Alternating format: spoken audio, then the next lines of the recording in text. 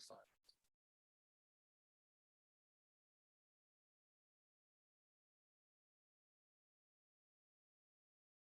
Thank you. It is now my distinct pleasure of introducing our president of NSBC, Dr. Hakeem Asali, or as I like to say, our Dr. O. Thank you.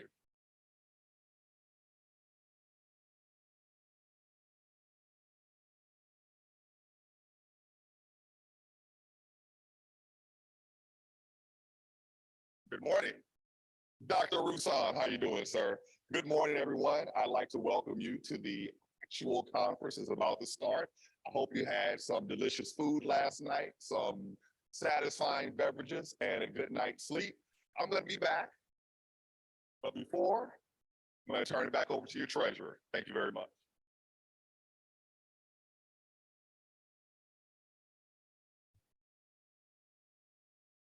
If I mess up, full transparency, it's because I'm nervous. I now have another pleasure to introduce to you the mayor of the city. So at this moment, I would like to introduce Lloyd Snook, mayor of Charlottesville. Thank you.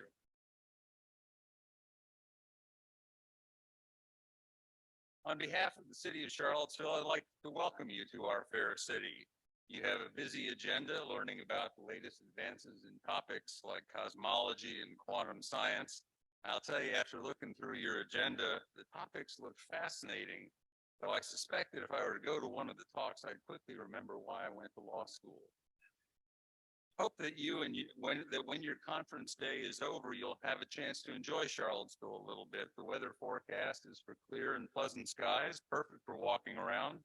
There are lots of restaurants on or near the downtown mall here, more down near the University of Virginia. It's a free trolley ride up and back, so easy to do every 15 minutes.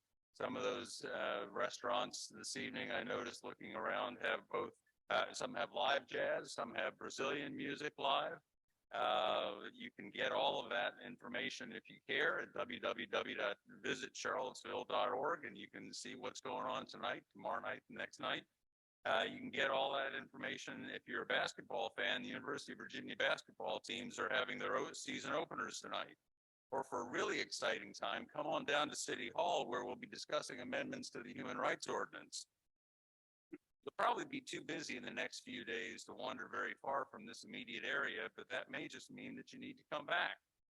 So some of you may have seen the tail end of the Virginia Film Festival, which ended yesterday. We host it every fall. We also have the Festival of the Book in March.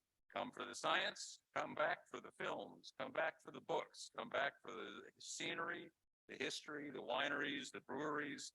Charlottesville has a lot to offer, and we hope that you enjoy your time here. Thanks for coming. I should also tell you that in just a second, you're going to see the chief of police of the city of Charlottesville, and I hope this is as close as y'all ever need to get to it.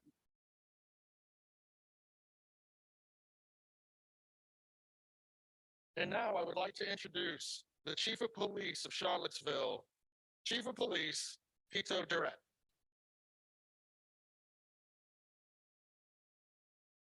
Good morning.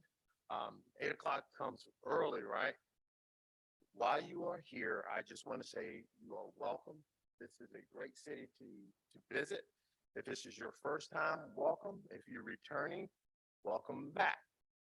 As the mayor said, there's a lot of things that you can do when you're not in this conference that will to entertain you and entertain yourself. So welcome, welcome, welcome.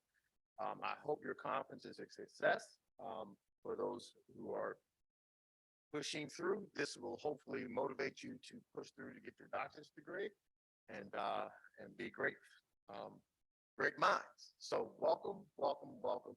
And if there's anything that my officers can do, please don't hesitate to reach out to them, and they will help you navigate this maze of people, because the city grows to about almost 100,000 people during the daytime, so it can get busy. So please feel free to reach out and say I'm lost, can they help me, or whatever you may need. I'm offering my services and the services of this city to you guys. So welcome, and thank you again for attending this conference. Have a great day.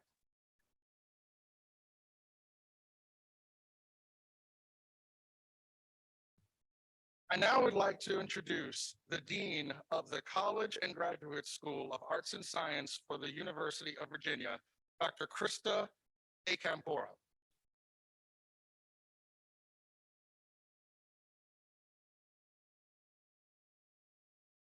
Good morning. What a great crowd you are. It's my distinct honor and privilege to be here standing before you this morning here in Charlottesville and to welcome you to UVA and the 44th Annual Conference of the National Society of Black Physicists. I am a philosopher, so I feel like sometimes I get to dabble in matters related to physics and astronomy. I just reached my second month here on grounds as dean.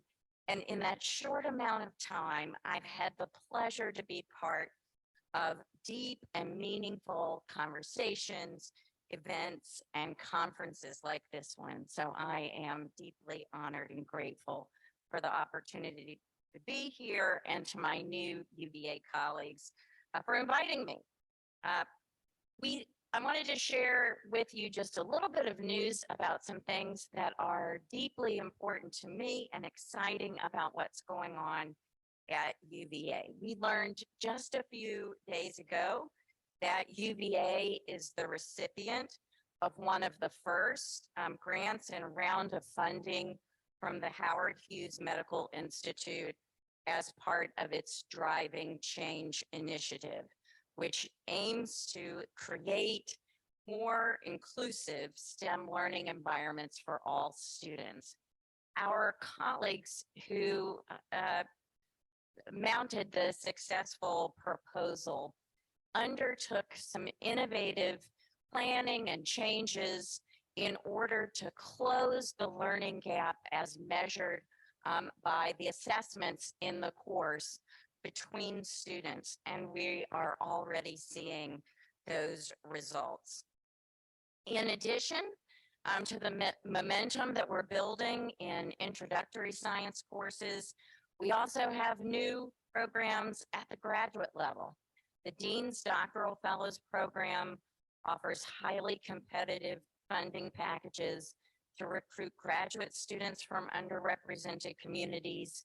And our innovative Bridge to the Doctorate program is designed to assist the transition of historically underrepresented students into doctoral programs and open the doors for opportunity for the next generation of top scholars, researchers, and teachers. I had the pleasure of meeting these students last month, and they and their projects are extraordinary.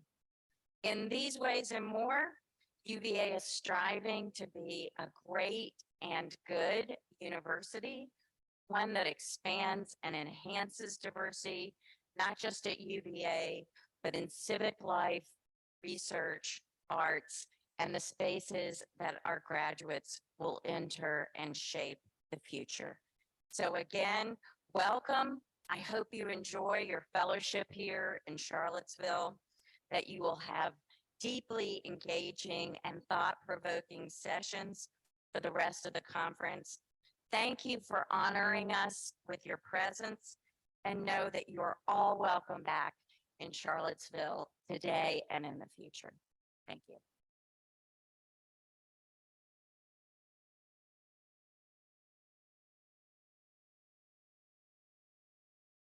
And now from the National Science Foundation, Dr. Tassima, or as he would like to be known as, Tess.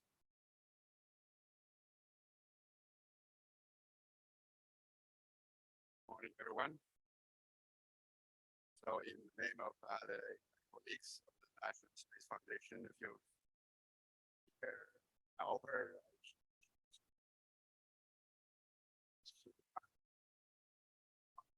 Yalo, Lena is from physics, Lena is from the Division of Materials Research, from the Division of Materials Research, and I believe that in the name of all of us, I say congratulations on this meeting. Definitely, as you understand, the NSF is committed to broadening participation in diversity, There have been over the last few years, a few programs that have been added that are really critical for your development. One is the Ascend program, the postdoc fellowship program.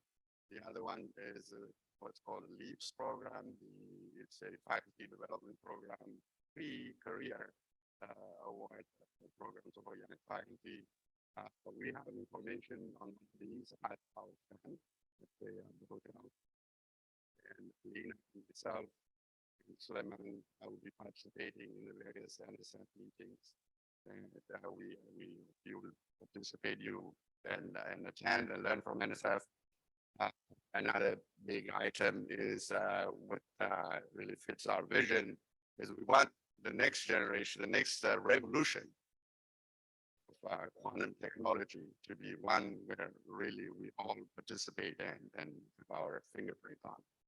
And jump on it because we're at the dawn of that revolution. Learn quantum, learn technology, merge the two, but don't stay on the side of it. With that, I say congratulations, and this is going to be a very successful meeting. I can feel it, and we will be here with you. All right, thank you.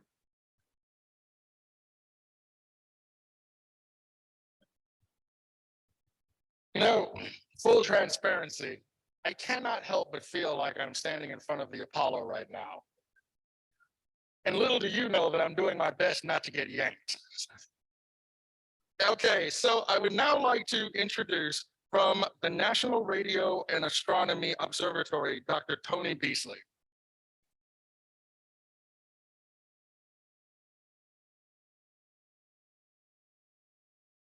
Okay, good morning, everyone. It's very exciting to start a conference like this with a lot of people in the room that are thinking about their futures.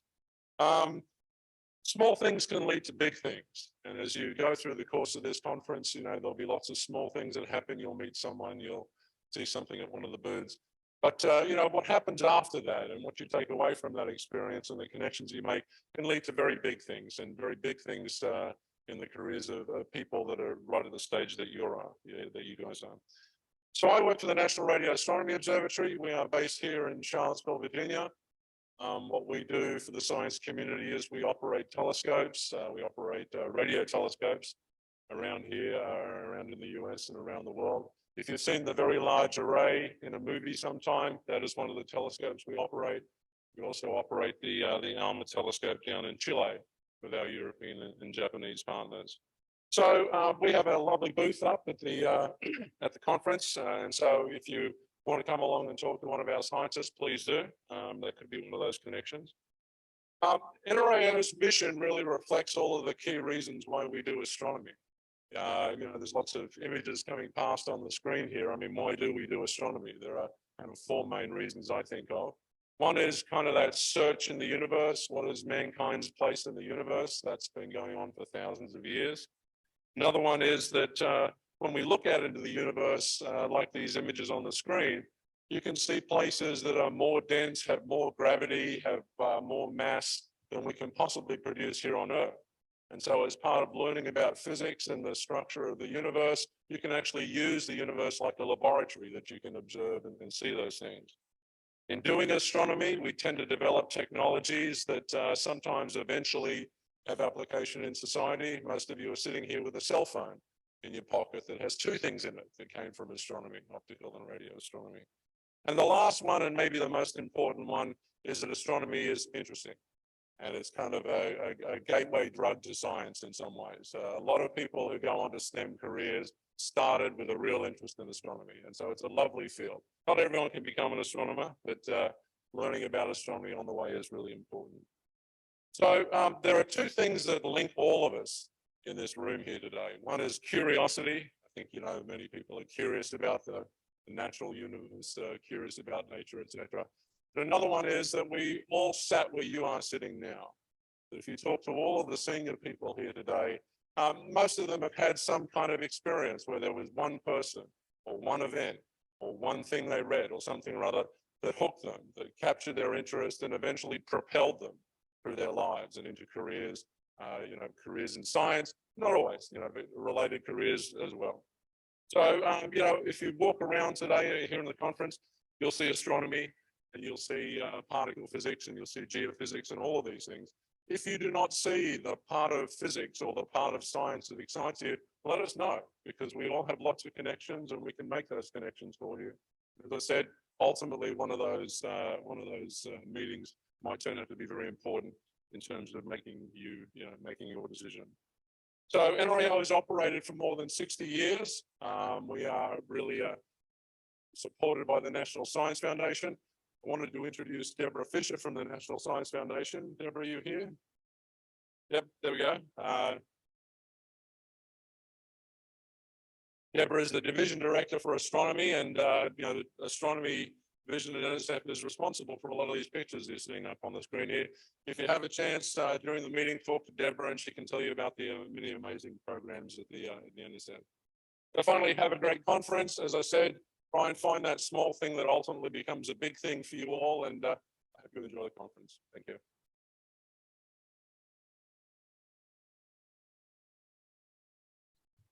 And now I would like to introduce from the Associated Universities Incorporated, or AUI, Dr. Tim Spuck.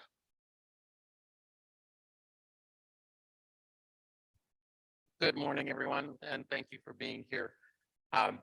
So Associated Universities, I'll just tell you a little bit of the background there. In the 1940s, we were created to manage the Department of Energy facilities, and then in the 50s, we went on to manage the National Radio Astronomy Observatory.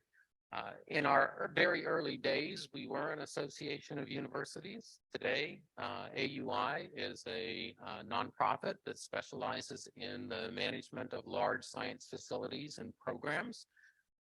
We work closely with the National Science Foundation, and of course, you just heard from Dr. Beasley, the director of the National Radio Astronomy Observatory. And so that's really the focus of the work that we do. And if any of you have additional questions, or you're looking for career opportunities or thinking about career pathways, please pull me aside at some point. We'll have a coffee, and I'm always happy to talk. It's great to be here, be back after COVID. In 2015, we first started our collaboration with NSBP to hold this conference and to pull it off. And we have been thrilled with that partnership. And I think that the idea, or what this conference does, and what I've seen it do for so many individuals, in particular young individuals.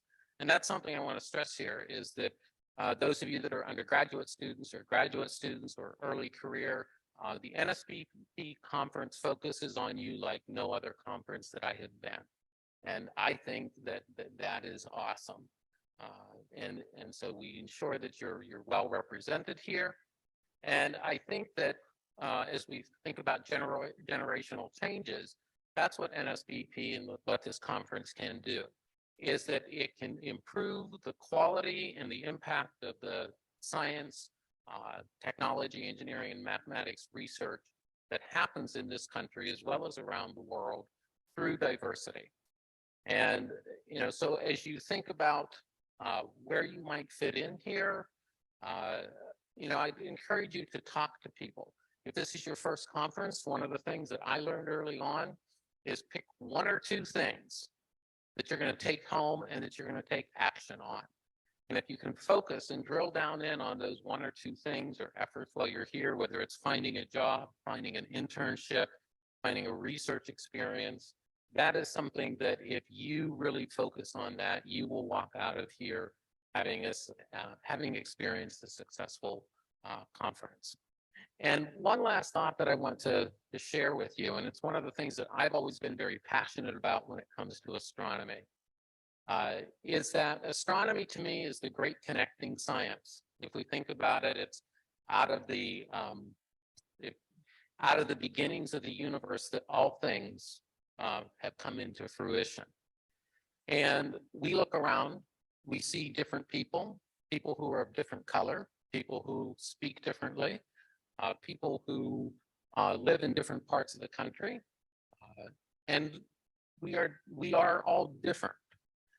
But through astronomy, and if you look at your hand and you say, well, what is it that made up my hand? It is actually the ashes of dead stars. It is the supernova explosions that actually created the elements that make up you and I, or many of the elements and atoms that make up you and I. So we all come from the same ancestry, even though here today we may look, speak, live differently. So I encourage you to talk to those who are around you at the different sessions. Find out and seek different people who are from different places than you, people who maybe are not from the same school, and really take advantage of the opportunity that you have here today. So with that, I'll close. So thank you very much.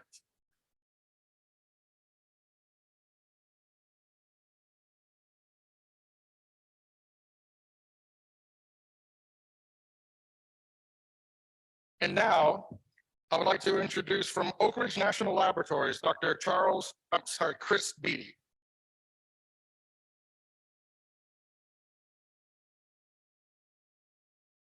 Good morning. It's good to be here. As I look at an audience, I look at all you guys here, and I think of where I was 28 years ago, sitting on an audience. It's like you guys are sitting there today wondering, what's next? Where do I go from here? And I want to tell you, there is a path for you from where you are to where I am. You just got to persevere. So what I'm here to tell you about, we in Oak Ridge National Lab, we're here today to meet and speak to many of you, but also we are going to be the host, one of the co-hosts for next year's conference in Knoxville and Oak Ridge, Tennessee. We're going to be the co-host with University of Tennessee, and I look forward to seeing each and every one of you there. So Oak Ridge National Lab, born out of the Manhattan Project, for a need it was a military need, but we're so much more than that right now. My particular directorate, that I'm the Chief Operating Officer for the Fusion and Fission Energy and Science Directorate, we're doing exciting things from the top level digital twin simulations. We're building advanced reactors for advanced nuclear reactors. We are building fusion reactors, which is one of the projects I'm really, really proud of. I don't know if you ever heard of the ITER project, but we're building the largest fusion demonstration reactor in the world. We also have plans to build the first fusion pilot plant where we're going to actually produce electricity from fusion and net energy. And there's a spot for each and every one of you there. We're here to get you to come to Oak Ridge, think about Oak Ridge, whether you are an undergraduate, a graduate, a PhD, a postdoc, a staff. We want each and every one of you to think about the opportunities that are happening at Oak Ridge National Laboratory. Big science, big opportunities is our motto. Now, I'm not sure if someone from University of Tennessee is here and want to speak about our partnership, but we are partnering with the University of Tennessee in Knoxville to host next year's conference. And that's a really, really important partnership.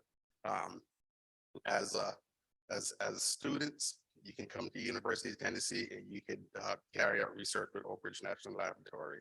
We have that type of partnership. We have professors. We have professors that work at UT that also carry out research at Oak Ridge National Laboratory. We have their students in campus. So there are a lot of opportunities in this partnership for you. Take advantage, find out, ask some questions. I'll be around. There'll be other people from University of Tennessee around. We'll have our booth set up today, hopefully. So stop by the booth, ask some questions. We have internships. We have job opportunities for everyone that's here. So I look forward to see you in Oak Ridge next year, and also look forward to speaking with you today.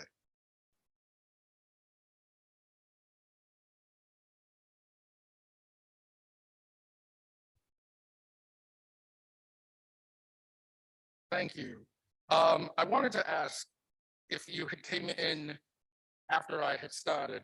Dr. Paul Gay, are you in the room? Come on up.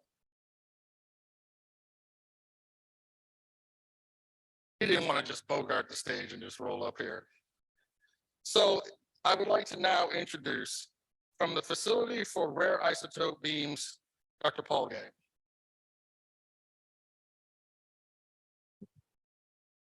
Good morning, everybody. I didn't know I was supposed to speak. But you're all physicists. And surprise, right? That's what we do, whether it's doing experiment or theory.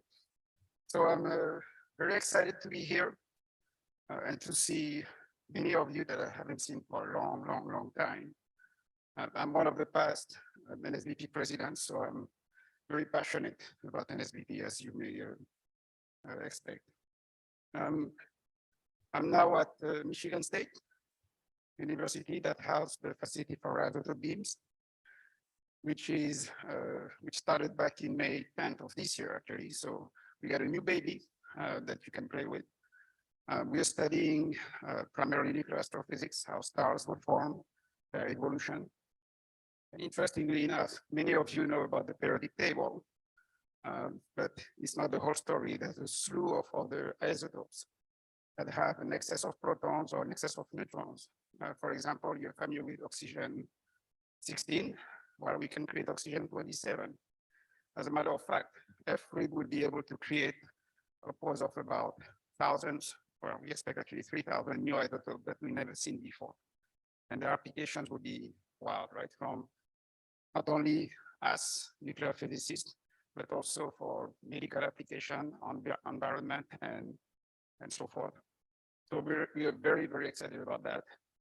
And as the previous speakers mentioned, I'm somewhere in the crowd, a little bit short, so a little bit hard to see. But I'm going to reiterate what I mentioned yesterday at the opening reception. For all of you students, for all of you postdoc, we're here to make things happen. We means all of us here, not only FRID and MSU. If you need an internship, if you need a job, it's the time to reach out. Go to the booth, talk to people. And no is not an option. Okay? If somebody said no, that's not true. We can figure out a way. That's how no is not in my vocabulary, let me put it this way. So very excited to see you and looking forward to meeting all of you this week. Thank you.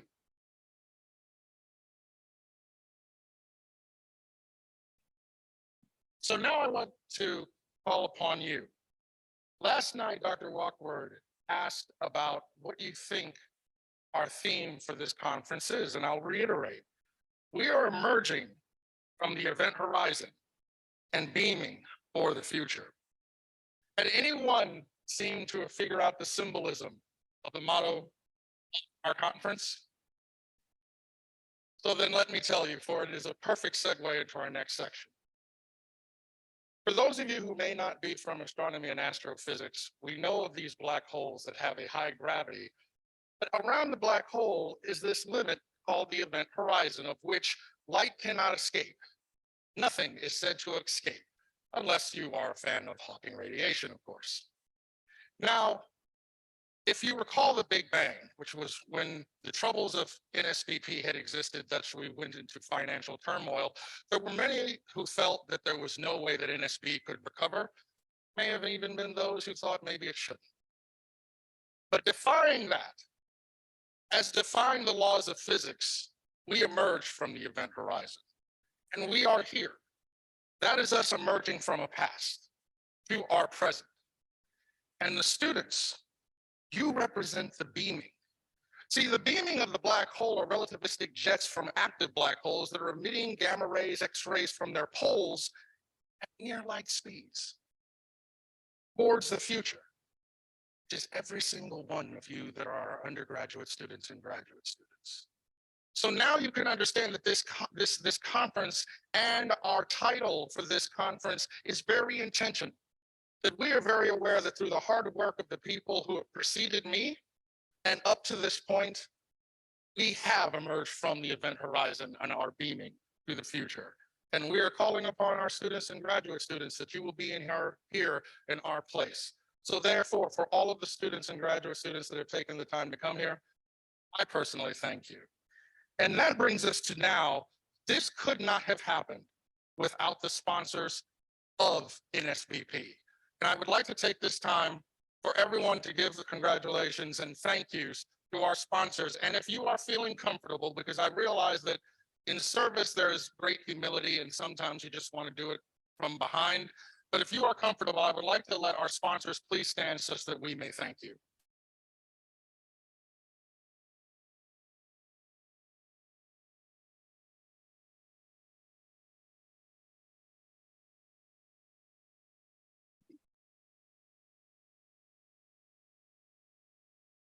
I am a firm believer of giving flowers before you are gone, and we just wanted to say thank you because we could not have done this without you. Next, I would also like to thank for those who have been here for our past but are currently in our future. We have on record now the largest number of exhibitors, where we have 43 to date at our conference, and we would like to thank you and give acknowledgement for you being here, not only for the support of our organization, but to help direct the upward mobility and direction of our graduate and undergraduate students towards their future as we beam towards the future. So for our exhibitors, would you please stand such that we may thank you?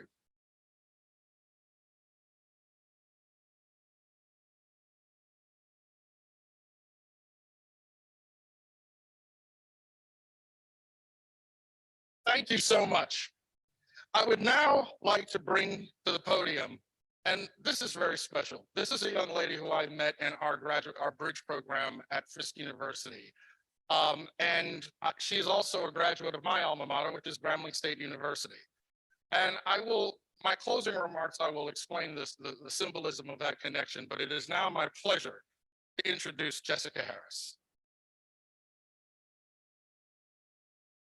Good morning. Y'all awake this morning? No, we need to can we stand up and do a little stretch? No one's gonna stand up with me and stretch. Come on, need y'all to, you got a long day. Come on, stretch it out. Stretch it out. Okay. That is not what they brought me up here to do. So good morning. My name is Jessica Harris. So glad to have you guys here in the city of Charlottesville. But I have been tasked to ask you guys, please, to complete our conference evaluation survey. So Dr. Cole, can your team please stand up? They have a survey for our conference. We want your feedback.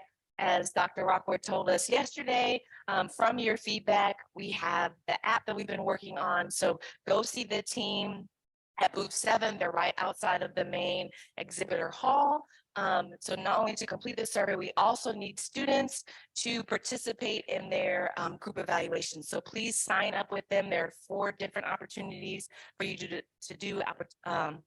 There are 4 different opportunities for you to complete the surveys and have the small group sessions. So please sign up and participate. We want 100%, if possible, completion for this survey. So thank you so much.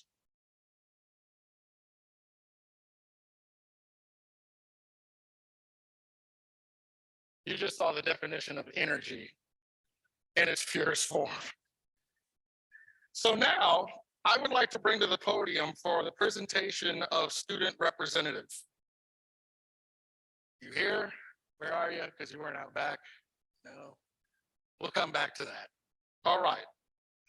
So now I have the pleasure of introducing the individual who will be introducing our keynote speaker.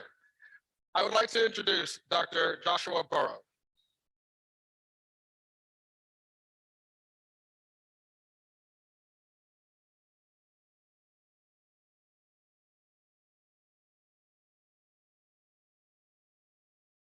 All righty then. It is my pleasure to introduce our keynote speaker. I know, right? And in the back of my mind, I was like, this was the nightmare. Okay, I'm sorry.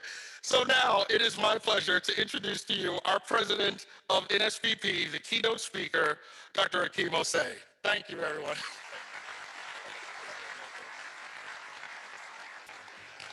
I just discovered that he and Jessica attended Grambling. Wow. All right. Where's Mississippi at? All right. Tougaloo College, y'all.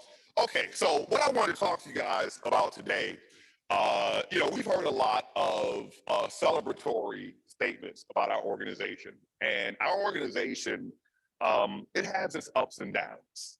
Let's just put it that way. And my goal as president, we're talking about beaming forward to the future. So my goal as president is to turn NSBP into an institution that does not depend on the individuals running it, right? It's a well-oiled machine. And when all of you oversubscribed, very busy, very brilliant people come in, then you should have a well-oiled machine that you inherit. So let me go over a little bit of my thought on that process. And so typically, if you're in an organization and you're doing a strategic analysis of your organization, you do what's called a SWOT.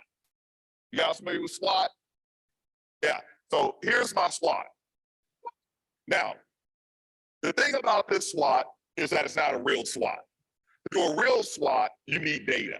That means you will send out polls to your membership, to your stakeholders, and you will question them about these particular opportunities, threats, strengths, and weaknesses. And then you aggregate all that data, and then you make, you make decisions based on it. So I'm just going to go over for you a little bit about where we are and where I see us going. Okay, so let's start over here with our opportunities. So these are external. So first off, we live in a world today that truly values STEM. And you would imagine that with all the STEM advertising and promotions in our country, that something like half of all college graduates today would be STEM graduates. But you know what the number really is? 18%. Okay, and physics, oh, get out of here, right? There is no university where physicists even make up 1% of the population. And so there's a big mismatch between where we want our society to be and where we are. And so I have down a little bit lower this pre-college prep. So what do I mean by that? Here is why I think we're in this particular state regarding STEM. It's because of two facts. The first fact is, what are the three questions that every student asks themselves, almost every student, when they decide on their college major? Question number one, what do I enjoy? Question number two, what can I make money doing? Question number three, what has the least amount of math? Right? And the second fact is, I have discovered after my several thousand years of being on this planet and in our ecosystem, that there's only two ways that a person is well educated in mathematics by the time they graduate high school. Way number one, it's in your house. Let me give you an example. I have a son, he's 17, just took the SAT, got 15.20. But this little dude, at a certain point, my mother says to me when he's like 4 or 5, I think he's smarter than you. To which I replied, not in these exact words, but this is what I was thinking. No the hell he ain't. Why? Because his daddy got a PhD in physics. My daddy dropped out of school when he was 9 years old. My mother dropped out of school when she was 16. So way number one that you get well educated in mathematics before graduating high school is, it's in your house, right? We have the Godly Gates in the room. That was a joke. Y'all didn't get it. Hey, there you go. It was in your house, right? Way number two, you got lucky, right? If you go to school and you get well educated in mathematics, you got lucky. But the question I have is, who's in a better position to change that than us? And guess what? We could probably make a lot of money doing it. All right, so I'm gonna step by that, keep that in mind. All right, the next thing is, there's a phrase in Silicon Valley, which is data solves arguments. And when I see our discussion about our place in physics, what I see is a giant lack of data. We need a status of Blacks in physics that is done rigorously and understand what our true position is in this society and place it in context, right? We have a lot of anecdotal evidence about our position. We have our personal experiences, but how do we show to the world, right? Until we have a guy with a knee on his neck killing him, people don't think we're being discriminated against in this country, right? And so we need actual data so that when we're out fundraising, when we're out selling what we're trying to sell, which is the betterment of individuals, families, communities in our nation and our world, we have some data backing us up. That's another opportunity. Untapped income. I'll say a little bit more about that later, but today we're in the world of content, right? And so, you know, imagine if NSBP had an OnlyFans. Just kidding. Thank you. Yeah. Listen, y'all been laughing at my jokes, so I'm take off my belt up in here. So the final one is, I think there's a huge opportunity. I constantly receive outreach, people reaching out to me from the continent of Africa. We have our colleagues in the African Physical Society. We have our colleagues in the African Astronomical Society, and they would love to partner with us. And in this world, the more allies you have, the better. And there's a natural affinity there that I think we can take advantage of. Now, what does that mean? That means some of you younger folks in your 20s and 30s, because I did my decade in Africa. See, that was another joke. And, you know, man, I can tell you stories. But, you know, now we're in the cities about when I'm outside of the cities and sleeping on the ground. But the other thing I put here is collective incorporation. And what I mean by that is that in our world of physics, we're getting given certain business models, right? Get an SBIR grant. Well, I tell you, the world is much more, there are many more opportunities in the world than an SBIR grant. And given the collective wisdom and knowledge that we have together, I went entrepreneurial a decade ago and haven't looked back since, right? And I call it buying my freedom. Quote a phrase that pre-existed me. I think that opportunity is there for everyone. I think that together, you know, we're stronger together, and a rising tide floats all boats. And so I think that we need to think strategically as organizations, because really the better you position yourself, the more you can do in the world. The one thing I learned about this organization is that we tend to be very service oriented, and we tend to give a lot, right? We give a lot of ourselves. We do a lot for free, actually, right? So why not take advantage of the opportunities that we have, grow what we have so we can do even more. Now, let me look at our internal strengths. Number one, you guys. I tell you, I feel so lucky for the last, I first joined this organization in like 1989, I think. And I felt so lucky that you guys let me hang out with you, because I love smart, brilliant people. And that's exactly who you are, but you're beyond that, right? You're so motivated, you're so committed. Just look at Willie Rockwood right there, working for free, put in all those hours. But, you know, it's not just Willie, it's so many of you. And you don't all do it in the name of NSBP, but you're out there doing it, and we know it and we see you, okay?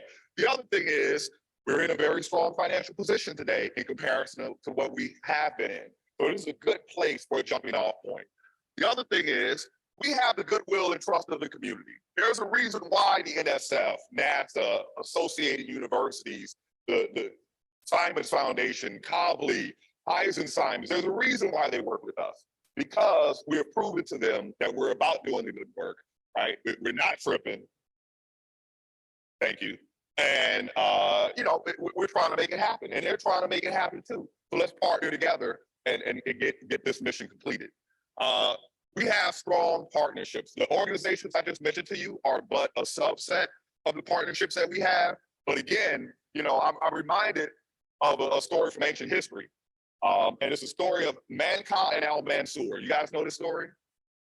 Well, anyway, what happens is, you guys, they tell you about the Greeks, right? Eratosthenes, Aristotle, Plato, all those cats. Well, what happens is, once you have the Persians and the Romans, you know, we know about the Greeks, we know about the Mesopotamians, we know about the Egyptians. All of that knowledge got lost to the West. It was preserved in the East, in the Gupta dynasty, among the Hindu culture, all right? And ultimately, what happens is Islam rises. And the second Abbasid Caliph, a gentleman named Al-Mansur, his father had started this organization called the House of Wisdom. And at this time, the Muslim world was pretty insular and had some hubris. And so Al-Mansur had this Indian guy in his court named Manka, and Manka was talking about the stars in the skies like he lived there himself. And Al-Mansur was like, Manka, how do you know all this stuff? And he introduced him to the work of Aristotle and the ancient Greek philosophers and the Egyptians and the Mesopotamians. And that's when Al-Mansur realized that we do ourselves a disservice by being insular. We need all of the world's knowledge, right? And so that's when the Muslim world went about translating manuscripts. Okay, and that's how you end up getting the work of the speculative philosophers reintroduced into Europe by the Muslims, you know, when the Moors invaded Spain and so forth and so on, right? So the point remains is that isolation is death, right? We have to have strong partnerships, and we need all the world's knowledge. And that's why I'm so against people who complain about cultural appropriation. You know why? I reserve the right to steal your shit. Right? If you're against cultural appropriation, that means you're not thinking like a thief. Think like a thief. Right? It's all yours. Imagine back in the days of Homo erectus, one tribe was like, you know, fire, that's their thing. They're not doing it. Right? Advancement to the future. So you culturally appropriate. All right. We have a strong student pipeline at the college level. And Dr. Willie Rockford and Dr. Stefan Alexander have built the student council, and the student council has taken the reins themselves and built the student council, right? And they have built an organization that looks to the actual professional development of each other as well as their well-being, right? And so that is very important because you know what this career can do to your nerves. That was a joke. Listen, see, I'm not hanging out with nerds no more. That's what, you know, we're in a comedy club and everybody's had a few drinks. They, you know, y'all don't know how to do stand-up, did you? Anyway, now let's talk about our threats and our weaknesses. So let's start internal, because here's what we can do something about immediately. The first thing is our board up to now has been an operational board, not a management board. There's a reason why the board works so hard. They shouldn't be, okay?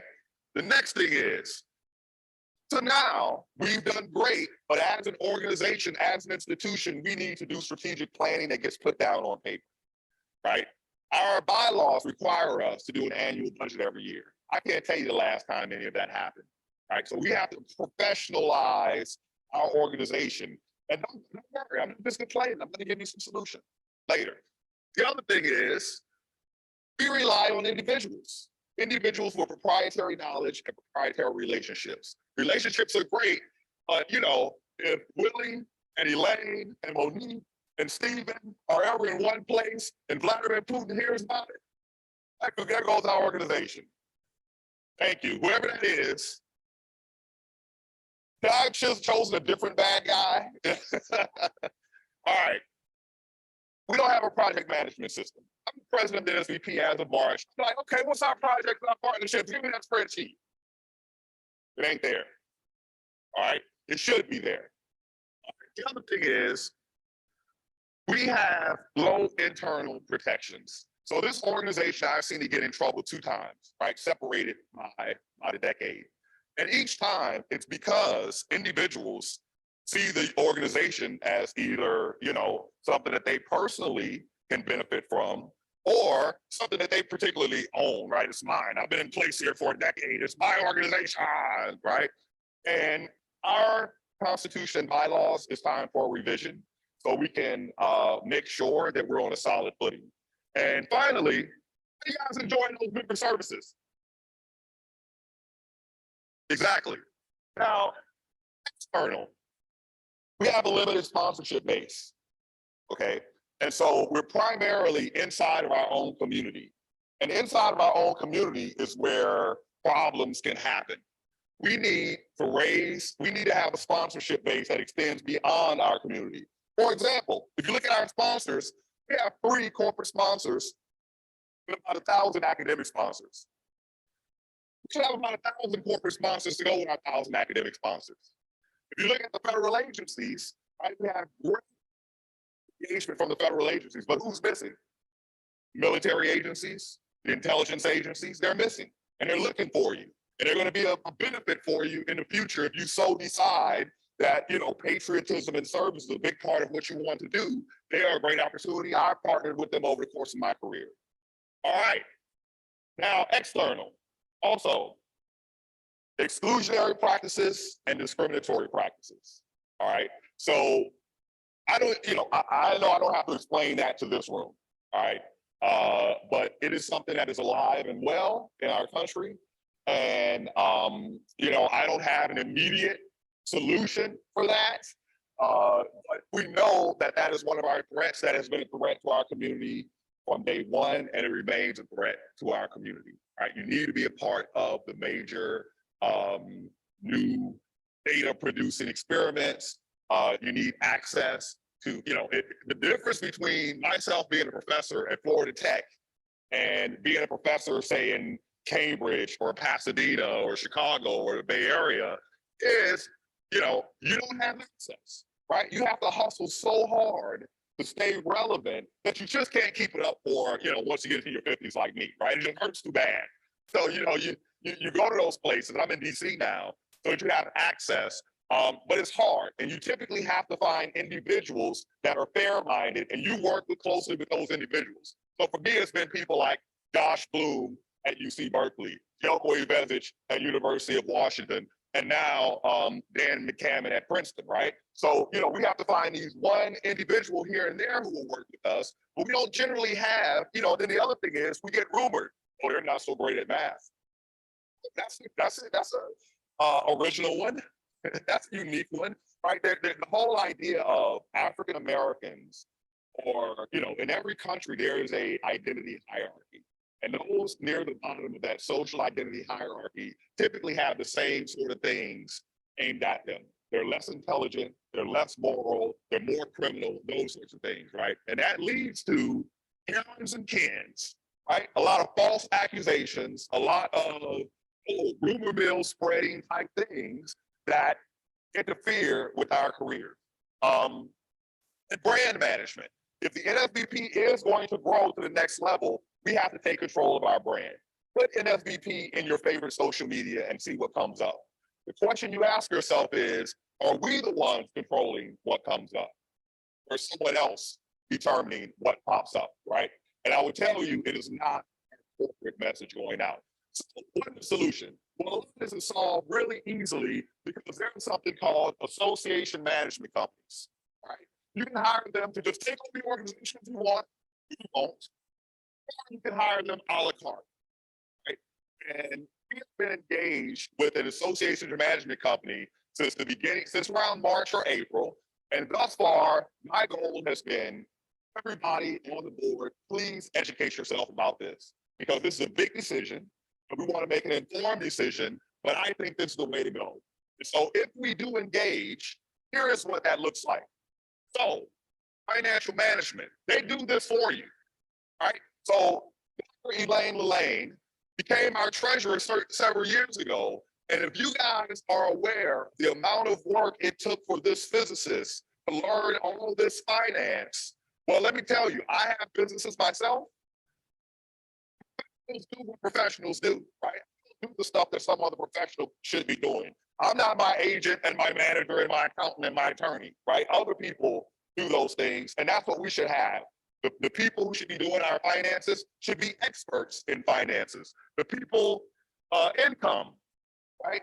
We're great with income within our realm. We need to expand that, and we need to do it in a very systematic and intentional way, and they can provide us that assistance and content income. This is what I was getting at earlier. These days, like I said, imagine if an SVP had an OnlyFans. I mean, you guys are tripping. Y'all too sensitive. But seriously, YouTube, PBS has hella YouTube channels. Why don't we? Imagine if we did have, instead of PBS space time, NSBP space time, or something of that ilk, right?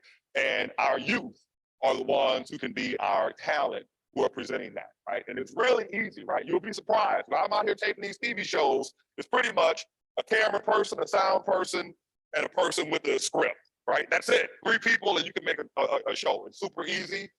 All the work is in the writing and the editing after. The actual performance is super easy, is the easiest part. And that takes us to strategic communications. So right now, we used to have what I call gravitas communications, right? So the 2 things that we did previously really well is every year when we had a conference through like 2000, before 2010, we will put out a proceedings through the AIP. And I was the editor of that proceeding. And the thing that surprised me is that I would get calls from committees that were looking at advancing professors, and they would say, hey, this person has put this paper on their dossier. Should we count it for their advancement? You know what my answer was?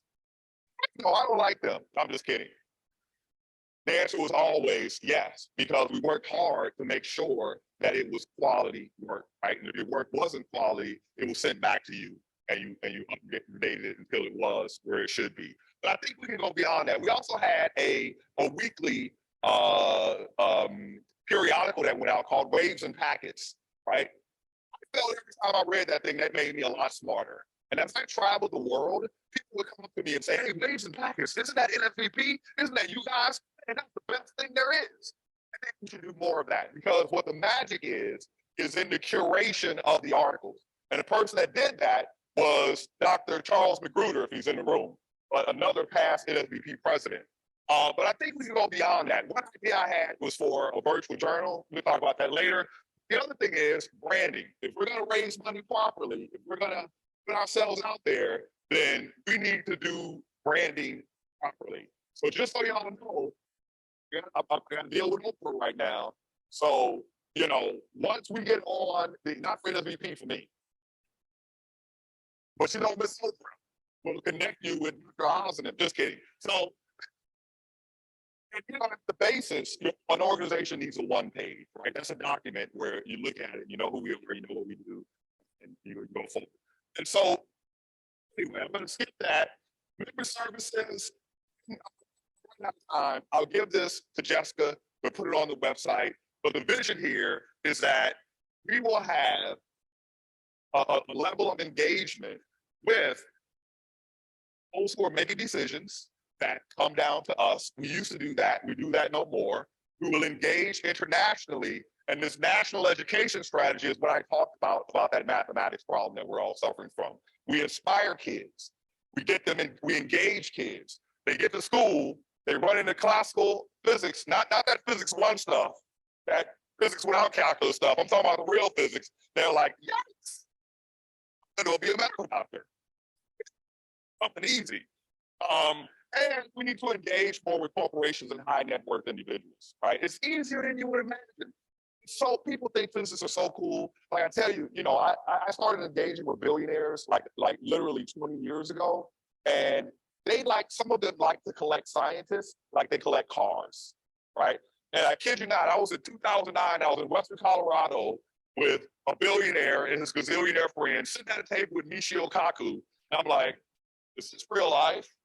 Anyway, also, should be making a lot of money speaking. I'm just saying. Neil Tyson and Michio Kaku do. Right? Neil gets 100K, Michio gets 50K. Right? So what if we had a speakers bureau? Thank you. I'm taking 10%. Hey, you got to listen, the average agent's taking 15, if not 25. So, you know, and a consultancy, right? So many of us have side hustles where we make money and make impact by consulting on the side, right? Like personally, once I came to the world of physics, I don't trust none of y'all. So I'm like, I'm gonna keep a side hustle over here. So when they fire me, I got something where to go. You know, they've never fired me, but you know, I'm paranoid like that. So anyway, that's it for me. I'm opening the microphone for questions. Thank you.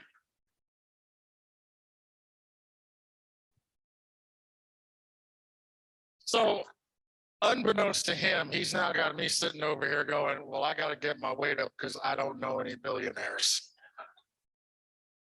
And my honorarium isn't close to 100,000 pennies. So in the interest of time, because we really do want to skip through our schedule, I'm going to ask for two individuals to come to ask questions. His information was just really needed to get out there, so we compromised a little of our Q&A time. But I would like to ask if two individuals would like to come and ask a question. This is your time to come to the floor. We got one over here. Would you mind coming over? Yes, we want everyone to see you. Can we get this mic? He's really loud. I don't think he needs a mic. How you doing? Wonderful. For you who don't know me, he was my professor 20 years ago, by the way. That's who I got educated by. But here's my question. Yeah. He's an awesome person. Here's my question. What are the plans for the undergraduate students that you have right now in order for them to get involved more than SVP? Great question. Great question. You know, I like to delegate, as you know. Ask the graduate students.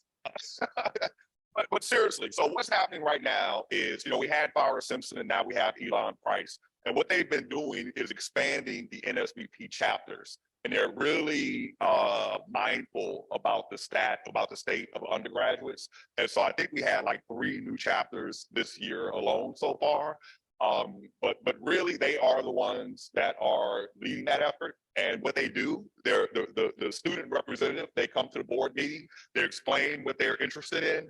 And I'm telling you, man, I'm so scared. Like I'm intimidated by my own son's brain, but Jesus, these young people we have are so brilliant and amazing and reliable, unlike us professionals. And I'm telling you, they are doing such an amazing job. And when they explain to us what they want to do and why they want to do it, we have yet to say no to anything because we're like, damn, wish we had thought of that. and they do a great job at executing as well. Follow through. Great question. Thank you. There was another one. Is there a second question? Oh, we're shy, huh? Say again? Oh, there you are. Stand up so I can get you. And by the way, I want to say this about this gentleman. So previously, when I graduated Tougaloo College in 1991, there were 2 of us who graduated, myself and a gentleman named Lorenzen Dunbar. Lorenzen passed away in 2008. And the thing I love about Lorenzen is when people would meet Lorenzen for the first time and they say, and he says his name, you know, it's an unusual name, Lorenzen. And people would say, oh, it's so beautiful. Does it mean anything? And Lorenzen would reply, yeah, it means my mama black. So, but Lorenzen was the one person, he became a professor at Florissant Valley Community College. And he was the one person who would come from a community college to this conference every year and bring his students. And now Dr. Malcolm just left LSU to go to a community college in St. Louis. Now he's done the same thing. So I love that. Thank you so much. Okay, thank you. I wanted to ask about, I think there was a mention of quantum technologies. I used to run a community for quantum in Africa. And one thing that I found very easy to connect with young people, like you rightfully said, I've learned about how a lot of young people are very smart through the quantum technology conversation. So what is the NSBP doing to take advantage of quantum technologies and use that as an opportunity to bring the community together? I've seen a lot of practical things happening, and I think it's something we can take advantage of. Absolutely. As well. Yeah. What's your country from? I'm from Zimbabwe. Zimbabwe, what a beautiful country. But I went to Colorado School of Mines doing a PhD in physics, and it is quantum that took me here. I've seen community, and I think it's a good opportunity to take advantage of. Thank you. Absolutely. I agree with you 100%. And I think we do have a session on quantum technology. Is that right, Willie? We have a session. Yeah.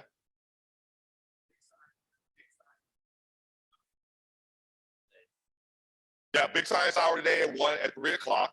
And I happen to, you know, I wrote a book titled A Quantum Life. So, but you're absolutely right, right? Right now, we want to stay at the cutting edge. And you know, there's 2 issues, right? There's quantum hype and there's quantum reality. And so my best friend in graduate school is this Puerto Rican guy, David Santiago, killer basketball player. By the way, Dr. Damien Rousseau was a killer basketball player too. Now, don't get it twisted. I'm the best there's ever been. But LeBron, David is now the chief scientist of Berkeley's Quantum Computing Center. And so, you know, the thing is having friends in high places help. So for those of you who are interested in quantum technologies, you know, we have friends in quantum places. So I think I'm out of time. Yes. I'm going to remain around. And so, you know, I'm a big introvert. I'm fine speaking speaking because I'm on the stage by myself. You know, if you guys read my book, you know, I've been through a lot of trauma. So, you know, I can't let nobody get behind me. scared you might stab me or something. So you can find me in the corner. It's a joke, man. She's like, I'm kidding. I'm hard as hell. So, I'm around. It's available. So to the extent that you have questions, but here's, I'm going to give you a charge. And the charge is to think strategically. Think strategically while we're here. Think about what we can do collectively. And a collective does not have to be all of us. It could be 3 people, 4 people, 5 people. And what you would like to see happen, what you would like to see for the NSBP. We talk about individual resilience and individual persistence, but we need to do that for this institution as well, right? So how do we make this institution resilient and able to persist into the future so it can continue serving our community and continue serving our nation and serving our world? Thank you all. Ladies and gentlemen, Dr. Hakeem Osei.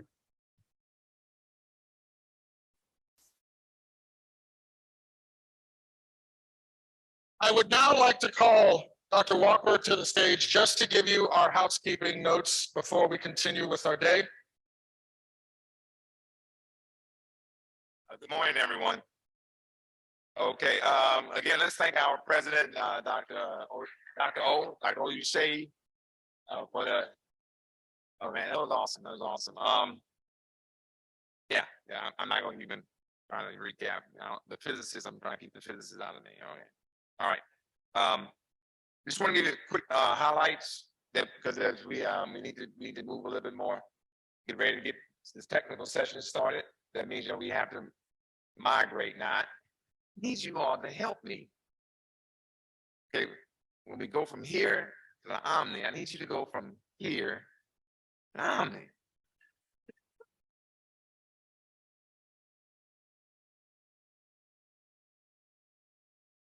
Right.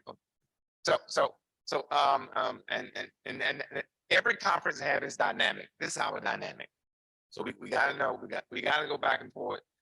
Grab your friends, walk and talk. Right? We're smart. We can do more than one thing at once. Walk and talk. Keep walking, Omni. Correct? Okay. But also, this conference is extremely important. It's extremely important. That's why you're going to hear us announce as much as we can about the evaluations.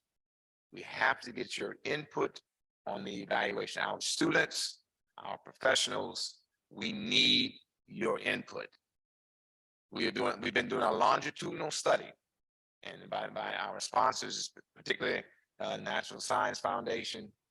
We've done a couple of years before the pandemic. We had 2 virtual conferences during the pandemic, and this is our first of 2 post-pandemic.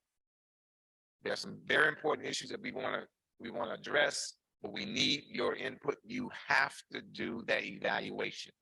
Okay, so we're going to be harping on that throughout the entire conference. We really need, and we need at least 50% of this entire conference to give us your input. Students, if you notice up on the schedule, we have small group sessions. Okay, small group sessions.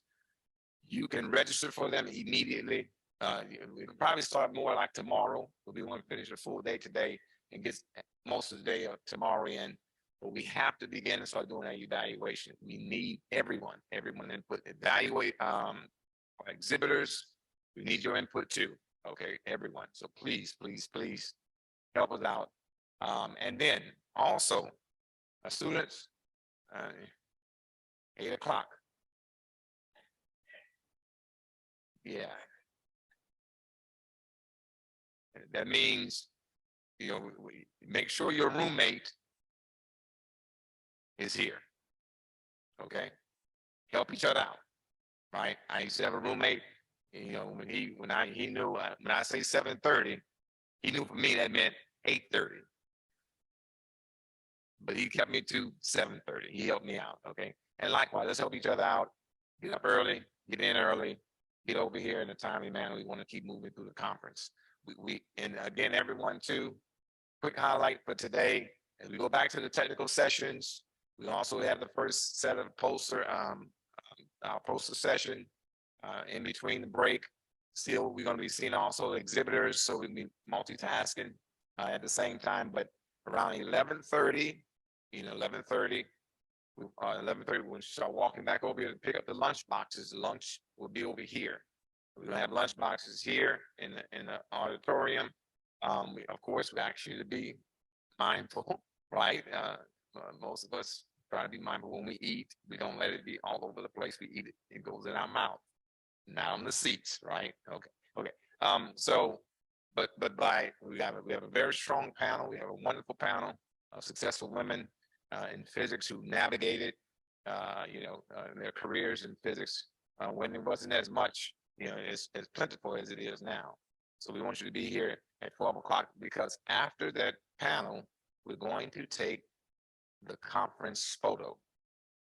We want everyone to be in the conference photo, okay? But just know we're not going to spread out too much for the photo. We're going to kind of get in this middle section and a little bit, I'll let the photographer, Mr. Garland, he's our conference photographer, so he'll be taking pictures. Raise your hand, Mr. Garland.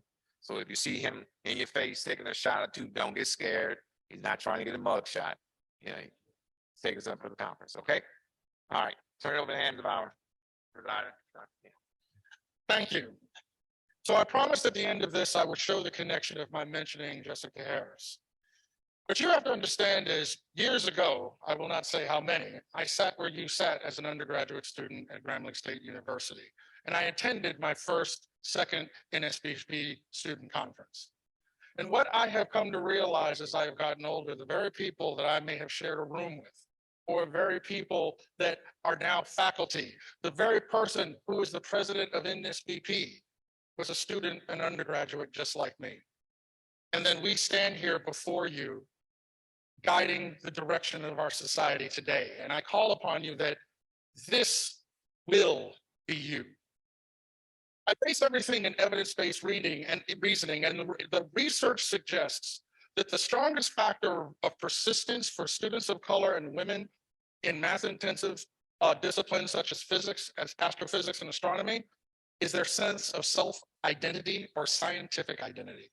Do they have the ability to see themselves as scientists? The strongest factor in developing that are positive experiences where they interact and engage with those in the discipline that resemble their own background. That is you here right now. Take advantage of all of the things that we have planned, the plenary sessions, the sessions such as this, the meet and greets where you have the opportunity to interact, because the evidence suggests that when you are sitting there doing your quantum homework, or you are doing your nebular astrophysics and you just do not think you can go on, it is the events like this that develop your persistence, that get you through those hard times such that you will fulfill your destiny of standing where we stand today. Be cognizant of that as you walk out this door. So, as Dr. Rockford has said, where are we going? We're going to go to, notice that there was no other probabilistic destinations in between those 2 points. If we could have done it as a quantum state and had you materialize over there, we would have done it. We just haven't gotten that reconstruction of electron thing done quite yet. So it is my pleasure to now close the ceremony of our opening plenary session. Thank you.